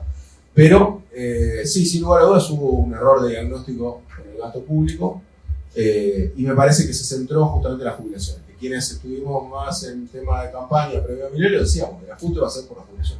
Y eso también es algo triste para decir, pero es qué perspectivas hay de acá en adelante para algún jubilado. Porque un asalariado puede ser, ocurre como en los 90, si vos estás bien acomodado en un buen sector, vos podés tener una recomposición de tu salario y te puede ir muy bien con tu salario. Trabajás en una multinacional, la inflación a la baja, te pueden ajustar bien y podés estar bien. O sea, se va a dar una fragmentación, digamos, de los asalariados, ¿no? Te va a dar un sector que le va muy bien, para ir de viaje barato, ya está yendo de viaje barato afuera y le va muy bien. Y después va a haber otro sector perjudicado. Pero los jubilados, sin lugar a dudas, van a perder. Esto es imposible que cierre con una meta de ajuste de gasto público fuerte, con una recomposición de los jubilados, ¿no? No tendría ningún sentido los términos de Milei que recomponga efectivamente el ingreso de los jubilados y los pensionados. Sí, ¿vale? Sí. A mí lo que me preocupa mucho es todo esto que están haciendo reintegros de un 35%, 25%, el plan de cuotas de las tarjetas de crédito de un 12 cuotas, 24. Eso, ¿cómo nos va a perjudicar en algún momento porque alguien lo va a pagar? Y también es como ellos criticaban el plan platita de devolver el IVA, y es algo bastante similar lo que están haciendo y nadie se da cuenta porque alguien lo va a pagar todo esto. Sí, ¿De dónde sale esa plata que están devolviendo? O sea, la gente no piensa eso y hay que pensarlo. Sí. Es una como, es como, sería como emitir digitalmente. Sí, por eso, a ver, no sé precisamente qué plan. Lo que te puedo decir es que para vos estimular el consumo es siempre la misma receta. O sea, lógicamente en un país donde no te alcanza, siempre tenés que aplicar la receta de tratar de fomentar las cuotas. Bueno, de hecho lo que te está funcionando muy bien y que suena contradictorio también mencionarlo son los planes de Axel Kicillof de provincia, terminan beneficiando, que alguno lo debe usar, ¿no? Lo de cuenta de DNI. Digo, quizás eso ayudó, y Milei no lo sabe, a que la caída del consumo no sea peor, ¿no? Eso también son las contradicciones y qué es lo llamativo de Milei, ¿no? Milei concibe al Estado escindido de las provincias, ¿no? Sin tener en cuenta que justamente son la suma de las provincias lo que hace al Estado. Y me parece que también ha habido, de distintos signos políticos, ¿no? Gobernadores que se han ido relativamente tratando de bancar la parada, vamos a decirlo así, y de tratar que su provincia no se le venga abajo, ¿no? Que, dicho sea de paso, muchas de esas provincias tienen superávit fiscal, todo lo que le pide el gobierno central lo tienen.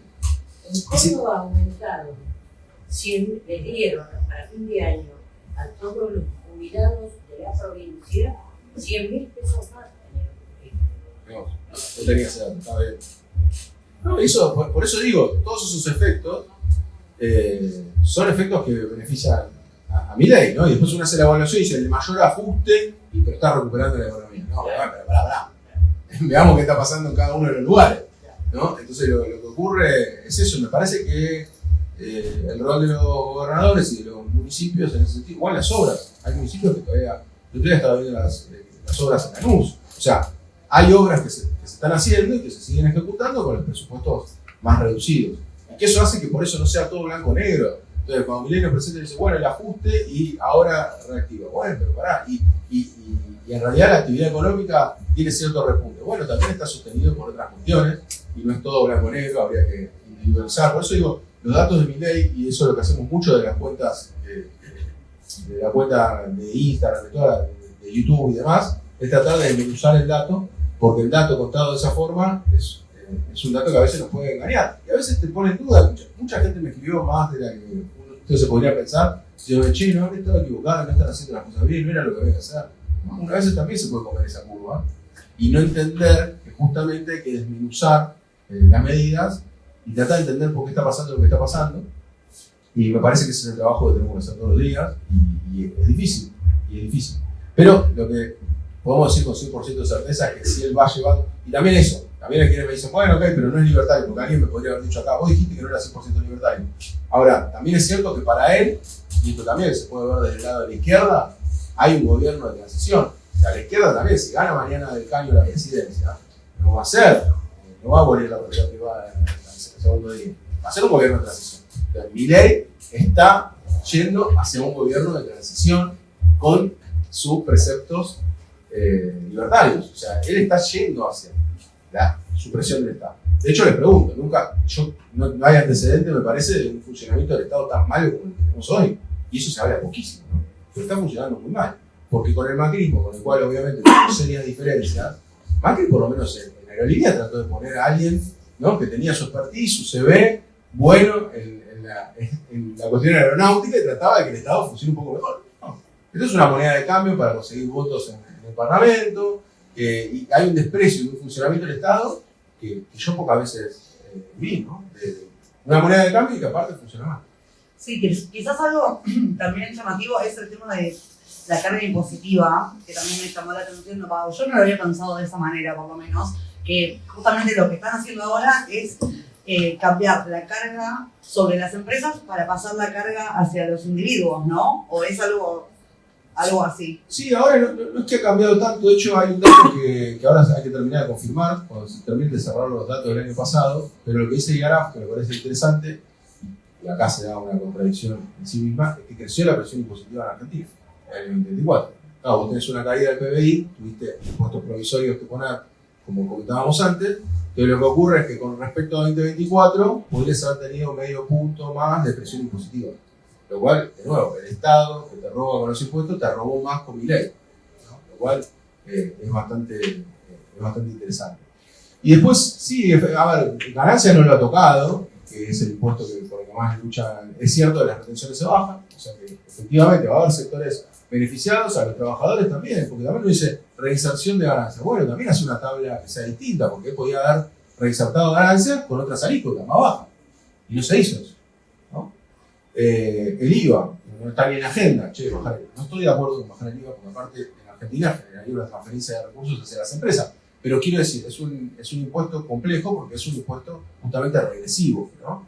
Regresivo quiero decir que lo pagan los que más proporcionalmente, los que todos pagamos proporcionalmente igual, parece que es igual para todos, pero en realidad lógicamente tiene un impacto mayor para los que menos tienen, ¿no?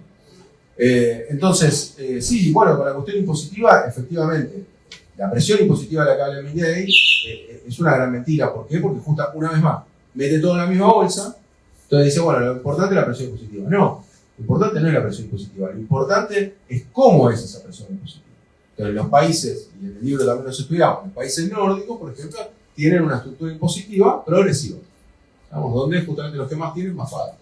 De hecho, por ejemplo, por tomar el impuesto a las ganancias, que dicho sea de paso, a mí me parece bien a partir de un determinado ingreso, no a partir de prácticamente está cada vez más pegado a la canasta básica, el pago de impuestos, lo cual eso está mal, claramente. Pero quiero decir, en Irlanda, por tomar el ejemplo de Milei, la carga impositiva de los trabajadores de altos ingresos llega al 50%. O sea, pagás el 50% como alícuota máxima, acá es el 25%. O sea, acá vos podés ganar 10 millones de dólares por mes y pagás el 35% sobre el excedente de la tabla, ¿no? La tabla siempre es una base que no paga y son esos excedentes que se ponen.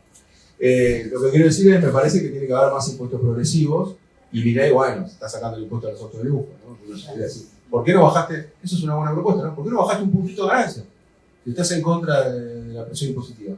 Bajala al impuesto y bajala del 35 al 34. Va a ser un buen gesto eso. Está claro que él no gobierna para los que no gobiernan. Exacto, no, por eso. Una pregunta, Claudia, lo que estás hablando de los impuestos, inversiones, importaciones y demás, algo muy discutido que fue y aprobado que fue el RIGI dentro de la ley base, ¿no?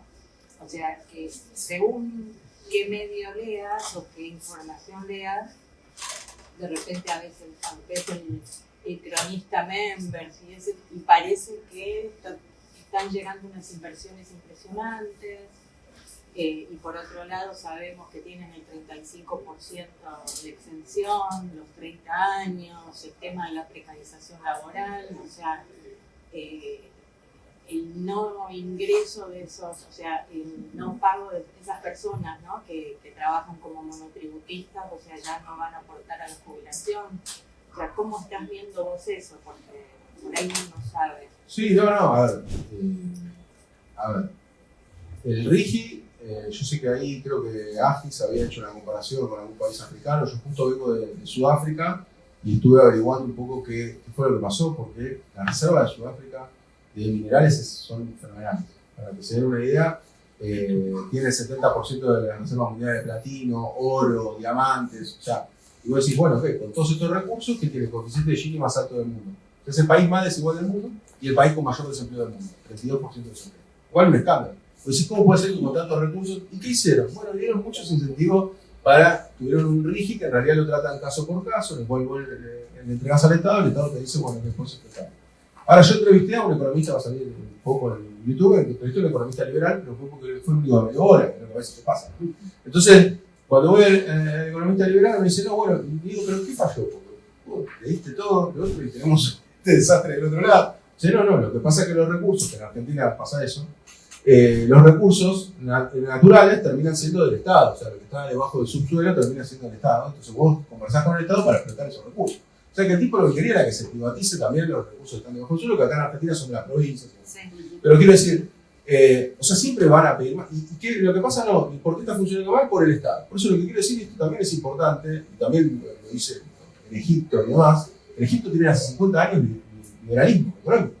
Y les va mal. Y saben que cuando vas allá de confrontar y decís, che, pero hace 50 años que están aplicando esta receta, le va mal. No piensan en cambiarla. No, pero el problema era lo que estaban antes. Parece chiste, pero es verdad. O sea, le echan la culpa a Nasser, que estuvo hace más de 50 años en Egipto, y dicen, no, pero es porque el partido de Nasser era como un Perón de Egipto, porque estaba en la tercera posición. Bueno, me expliqué bastante en un video muy largo sobre el tema, pero quiero decir, entonces siempre en el RIGI el problema que tenés es que, primero, ¿puede traer inversiones? Sí, efectivamente sí. Puede traer, yo no estoy diciendo que las están llegando, pero digo, hay muchos incentivos para que vengas y bueno, traigas. Está diseñado, incluso para quienes son más especialistas del tema, que dicen, incluso dimos más de lo que pedían para invertir.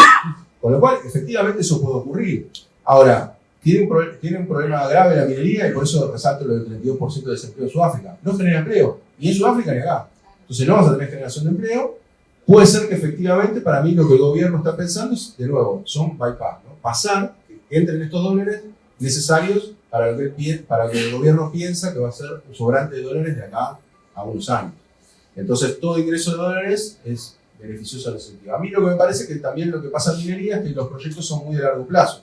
Entonces ellos saben, ¿cómo puede ser que se están anunciando 100 millones de inversiones, 200, uno creo que fue hasta de 1000 millones de inversión que se va a hacer con el RIGI, y después dice, che, pero estás perdiendo reservas en el central. Bueno, es que presentar el proyecto, ¿no? Después estos tipos de proyectos se alargan a lo largo del tiempo y entonces ahí hay que ver finalmente qué termina bajando. Lo cierto es que faltan dólares. A mí me parece que el RIGI no va a ser suficiente para evitar que esto ocurra. Al principio, de nuevo, en economía nos basamos con, viene Elon Musk y finalmente decide poner algo y pone la plata necesaria para no pedirle al FMI, bueno, está bien, no la tendrán que pedir. Pero eso no se ve a corto plazo que vaya a ocurrir. Entonces, ellos anuncian inversiones, pero son inversiones que generalmente están hechas a 10 o 20 años y que no se ven reflejadas el primer año. Pero digo, puede ser que algunas aparezcan. Eso también hay que decirlo, porque obviamente las condiciones fueron buenas para traer esas inversiones. y las consecuencias. Bueno, ¿alguna pregunta más allá? Ayer, si no me equivoco, salió un informe del Banco of America que decía que supuestamente el FMI estaba dispuesto a otorgar $5.000 millones si el gobierno rechazaba acelerar el currency, o sea, la devaluación del dólar, el peso, perdón. ¿Ese préstamo sería suficiente para compensar o sea, porque creo que está más o menos las reservas netas en menos $10.000, ¿no? Menos 11, sí. Menos 11, que es más o menos lo que había con masa. ¿Y sería lo suficiente eso o vos crees que le pueden torcer el brazo al gobierno para que efectivamente también evalúen? Sí, está muy buena la pregunta. A ver, el menos 11 primero hay que entenderlo en el contexto. Está más o menos igual que con masa. Ahora, con masa, ¿qué pasaba? No se pagaban las importaciones, por ejemplo. O sea que, como para que entendamos el grado, que fue parte para mí de lo que hizo que no se ganara la elección, fue que directamente Massa aprobaba las importaciones, bueno, aprobaba las importaciones y después cuando llegaba la hora de pagar, te decían en la tercera pantalla del Banco Central que no podía pagar. Entonces, o sea, Massa llegó con ese valor así, asfixiado. Y ahora estamos con ese valor y no parecemos estar asfixiados, ¿no? Son esas cosas que ocurren en Argentina. Y con más importaciones, y por eso es que se está haciendo lo de la baja de retenciones, ¿no? A mí me parece que, a ver, y de nuevo, hagamos el ejercicio juntos, digamos, es forma de pensar de conjunto. A Macri no le alcanzaron más de 40.000 millones para sostener el tipo de cambio. Entonces, ¿por qué a Milei le alcanzarían 10, 12, 15? Yo lo que te puedo decir de primera mano es que yo cuando fui al FMI, a mí me llamó la atención porque somos los mayores deudores del FMI, eso nunca hay que darlo de cuenta. Y cuando hablabas con los funcionarios, no, obviamente, decían, che, le van a prestar plata, decían, quizás sí, quizás no. Y vos decías, ¿cómo quizás sí? Yo te estoy hablando y yo fui en marzo. Y vos decías, ¿cómo me decís quizás sí, quizás no? Siento que somos los mayores deudores del FMI. O sea que ya había, bajo la gestión de Biden, ya una predisposición a evaluar la posibilidad, y ahora me parece que con la llegada de Trump está más que a la vista. Lo que parece la clave son las condiciones, como efectivamente decís vos, porque pareciera que el FMI dice, bueno, ok, yo te lo doy, pero liberá el tipo de cambio. Con lo cual, Milei no lo quiere hacer porque teme que le pase lo mismo que a Macri. Que dicho sea de paso, en este sentido, no en los otros que dijimos antes, Macri es más liberal que Milei. Eso también es algo que se dice poco. Macri es más liberal que Milei en términos del tipo de cambio. O sea, él lo que hizo fue la receta liberal con el tipo de cambio. Entonces, a lo que voy es, para mí claramente no va a ser suficiente, parte de un diagnóstico totalmente equivocado, que espero que sea propaganda y no sea realidad lo que dicen. Ellos lo repite Adorno y lo dice Milei, no sé si escucharon esta alegoría, siempre están alegres los paralelismos que hacen, de que te van a dar un arma pero sin balas, ¿no? Entonces, te van a dar un arma en la cual vos puedas ir y empujar contra el tipo de cambio, pero no vas a tener pesos para empujar. O sea, fíjense esta cuestión, ¿no? No emito, entonces no hay pesos sobrantes, no tenés cómo empujar contra el dólar. Totalmente falso. Hago un ejercicio para que pensemos todos muy sencillo. La bolsa de valores en pesos, si vos invertiste en el instrumento de la bolsa, se multiplicó por 3, por 4, dependiendo de las acciones que vos quieras. Cualquiera que tiene una acción puede ir, venderla, ir al dólar. Todas las empresas que ganan, todo lo que constituye la economía. O sea que vos sin emitir, podés generar una corrida contra el dólar. Y ellos dicen que no, porque te van a dejar el arma sin cartucho. Lo cual es mentira. Entonces, yo espero que sea publicidad, propaganda, lo que fuera, y que no sea una realidad de diagnóstico de que ellos realmente estén pensando esto. Pero sin lugar a dudas en la Argentina no va a alcanzar porque hay un problema, digamos, el problema es el video, no es la foto, ¿no? El problema no son los 11.000 millones que tenés de reservas negativas, que sí es un problema en sí mismo, pero no es un problema perdurable porque evidentemente el FMI te lo puede dar y pasas a tener reservas positivas, hagamos de cuenta. Sino el problema es que vos cuando liberes el cepo, el problema de la Argentina es que vos no sabés cuál va a ser la demanda de dólares. Y ahí está el error de los economistas. En este caso yo no digo un diagnóstico, pero me pongo dentro de la bolsa, no hay ningún problema, de tratar todo el tiempo de hacer diagnósticos. El dólar va a estar 5.000, después hacer un festín. Que aparte es muy loco, porque le pasó a Larreta, de nuevo, otro que no es santo de mi devoción, porque dice, no, este que dijo, que es economista, ¿no? También otro econochanta, que dijo que se iba a 5.000. Sí, porque vos dijiste que dolarizaba. Entonces, cambia la regla del juego, empieza a intervenir y ahora dice, te equivocaste. No, si vos decías que dolarizabas, efectivamente vamos a estar cerca de los 5.000 pesos por dólar, más o menos, y calculaba, más, incluso algunos calculaban un poco más. Entonces, lo que quiero decir es, no sabemos qué es lo que va a pasar, no sabemos a cuánto se va a ir el dólar. Lo que sí sabemos por la experiencia argentina es que si liberan el cepo, y más con estas condiciones, lo que vamos a tener es una inestabilidad cambiaria que no sabemos dónde va a terminar. Por eso lo que ocurre, lo que se está especulando, es que están tratando de llegar hasta octubre y después hacerlo después de las elecciones. ¿Y préstamos y liberación del cepo? ¿Vos pensás que eso puede ejercer también una presión sobre la derecha? No, sin lugar a dudas, si ellos consiguen un préstamo con cepo, es el mejor escenario para ellos para hacer las elecciones. O sea, cepo lo que les permite es que los dólares no se vayan. Si ellos consiguen dólares, pero eso suena bastante difícil que el FMI lo acepte. Pero bueno, no sabemos, con esta cuestión de, hay casco a la política, ¿no? Con esta cuestión de Trump, a ver qué hace. Pero ojo, tengamos en cuenta también eso, porque eso también pasa en el Estado, y yo siempre lo digo, porque uno generalmente trata de ver las cosas, trata de simplificar lo que no conoce, y a veces comete errores, ¿no? Dice, bueno, Trump baja y dice, denle plata. Pará, hay tipos que tienen que firmar, ¿no? Y que no son tipos que tienen que subsistir por el salario que reciben del FMI, sino que están bastante bien. Después nos dicen, che, no te voy a firmar, vamos a tardar un poquito más, no es todo tan sencillo. Trump dice prestar y ya está. Sería una contradicción muy grande que el FMI preste. Puede ser poquito fondo, como bien está, poquito, entre comillas, digo, comparado a lo que necesita Argentina, pero quiero decir, puede decir que efectivamente le preste, es más probable, para mí, si aceptan el cepo, es más probable que sean menos fondos, por ende, es menos útil para Argentina. Pero yo veo la situación muy compleja si se libera el cepo. Que aparte recordemos, porque también, que todo, esto es más al electorado. El electorado generalmente está pidiendo todo el tiempo autocrítica, ¿no? De peronismo y demás. ¿Cuándo le escucharon? El otro día empezó a pensar eso. ¿Cuándo le escucharon autocrítica a Milei? Nunca. Y él dijo que quería sacarlo a mitad del año pasado el cepo. Y dijo que las reservas ya iban a ser positivas y ahora están igual que con Massa. O sea que evidentemente, y eso es importante tenerlo en cuenta, que ellos se muestran fuertes, pero no están fuertes. O sea, la situación es muy débil, tratan de avanzar en la agenda mediática sobre eso, pero cuando uno ve minuciosamente, bueno, en el libro vemos minuciosamente lo que dicen, los objetivos y demás, dice, che, quiero liberar el cepo, a mitad del año pasado lo quería liberar. Hay una declaración virtual de Milei sobre eso. Y ahora pasa de largo y ahora resulta que es este año, hay que ver si es este año, a fin de este año. Y no pasa nada, che, ¿pero qué pasó? Algo te falló de ese cálculo. Por ende, ojo con comerse el discurso de que Milei le está saliendo todo bien, que es todo fríamente calculado, cuando no está pasando eso. Y entonces, bueno, vamos a ver finalmente cuándo sacan el cepo, y para mí va a ser un error cuando eso ocurre. Sí, bueno, vamos a ir cerrando. Quiero agradecerte, Guido, por haberte venido a Palermo. Bueno, esto, recomendar.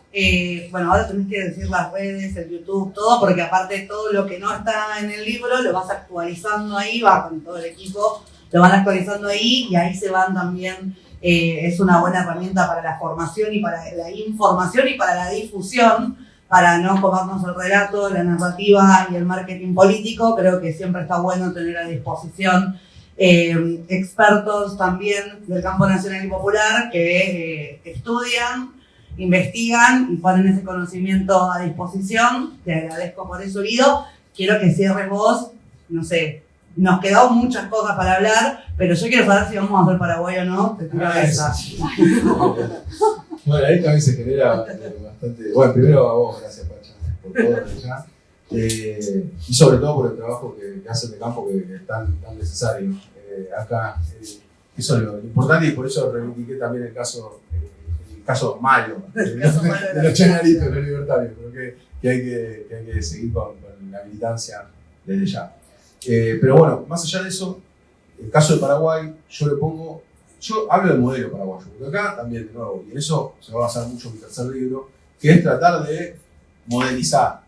Uno dice, ¿Argentina va a ser Paraguay? No es Paraguay, no tiene la misma cantidad de habitantes, no tiene la misma extensión, estamos hablando de modelos. Entonces, el modelo paraguayo, para que entiendan, y esto os cuento la anécdota de lo que fue presentar el libro. Primero, presenté el libro, la sala, la mayoría era libertaria. O sea, estaban a favor de Milei. Estaban a favor de Milei. Por lo cual a mí me llamó poderosamente la atención. La presión impositiva de Paraguay es menos de la mitad de la Argentina. Entonces, es lo que Milei dijo, que quería bajar la presión impositiva a la mitad. O sea, que los impuestos, que la incidencia de los impuestos sea la mitad. Pero si, bueno, en Paraguay bajaron a la mitad. Los tipos no pueden ni dar un buen cepillo por los mismos economistas que entrevisté ahí en Paraguay, dicho sea de paso, muy buenos, Masi y Rojas, muy buenos economistas, que justamente avisoran esta cuestión y dicen, bueno, sí, y ellos mismos te dicen, usamos el sistema de salud de Argentina y de Brasil. O sea, ellos mismos te dicen, no, el Estado funciona pésimo. O sea, el Estado funciona pésimo. Tiene la presión impositiva a la mitad. Cuando voy al hotel a pagar, ni siquiera me querían hacer factura. O sea, que tiene presión impositiva a evasión. O sea, que toda esta cuestión de, no, hay que bajar la presión impositiva para la evasión. Bueno, digo, anécdota, no estoy diciendo como prueba de nada. Lo que quiero decir es, entonces lo que nos encontramos en el modelo paraguayo es menor presión impositiva, un salario mínimo que en realidad funciona como techo, y que esto le debe gustar a Milei, que funciona más como techo que como piso. O sea, 3 de cada 4 trabajadores ganan por debajo del salario mínimo. O sea, que no funciona, no cumple su función. ¿Por qué? Porque trabajan en informalidad, 70% de informalidad. O sea que estamos hablando de un país muy informal, con bajos impuestos, o sea que todo lo que nos dicen bajar los impuestos para subir la formalidad no está pasando. No, tampoco creo que pase en Argentina y no pasó en Paraguay. Entonces lo que nos encontramos es ese modelo. Ahora, ¿qué es lo que a mí me preocupa? Es el apoyo y cómo siguen votando en Paraguay en función de esto. O sea, ellos siguen pensando, por eso digo, como el ejemplo de Egipto que di antes, y lo doy con Paraguay, siguen echándole la culpa de todo al Estado. Entonces, ¿esto qué quiero decir? Que si Milei sigue avanzando con estos planes, acuérdense que lo que va a ocurrir es que siempre la culpa va a seguir siendo del Estado, porque nunca va a ser suficiente el ajuste. Entonces está, de nuevo insisto, la presión impositiva a la mitad. La gente se tiene que trasladar a los países vecinos para atenderse en salud, y sin embargo los tipos dicen, bueno, hay que seguir destruyendo el Estado, que es el generador de todos los males. O sea que esto para mí es bastante fuerte, y bueno, esperemos que eso no ocurra en Argentina. Digamos, tenemos antecedentes buenos para pensar que no va a ser lo mismo, tenemos buenos antecedentes como para pensar que estamos más organizados, está la marcha del sábado que también va a ser importante para encontrarnos a todos unidos y que hay que demostrar. Bueno, hay otros que me dicen, no, bueno, el ejemplo de Perú. En Latinoamérica tenemos muchos ejemplos tristes en ese sentido. Me parece que Argentina sí, históricamente fue la excepción a esa regla y esperemos que lo sigamos siendo. Así que, en fin, esperemos no acostumbrarnos a este gobierno y que podamos dar la lucha.